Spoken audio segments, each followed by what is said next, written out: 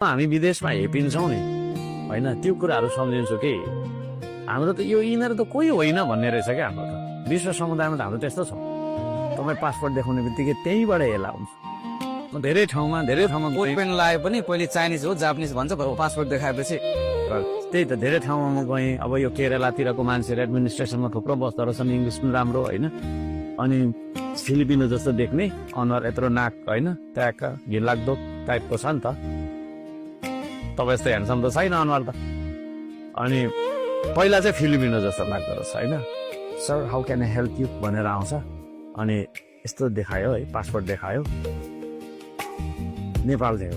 ए उधर जाके भाइ सुरु भइहाल्यो अब इन्टरनेसनल इमिग्रेसनमा। त्यहाँदेखि कस्तो मन दुख्ने क्या, म नि मान्छे नै हो नि यार होइन,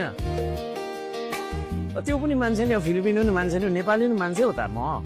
तर मेरो पासपोर्ट देख्ने बित्तिकै उधर जाके बैठ, उधर खडा होके बैठ, ऊ त कोने में भन्छ फेरि हो, कोने में अरे दिइराख्नु पर्छ। अरू चाहिँ गइराखेको छ, म चाहिँ नेपाली भएको कारणले हेला हुनुपर्ने। यो राष्ट्रिय मान सम्मानको कुरा छ नि, यो त्यहाँ कसले झर्यो त, के भएर झर्यो क्या, यही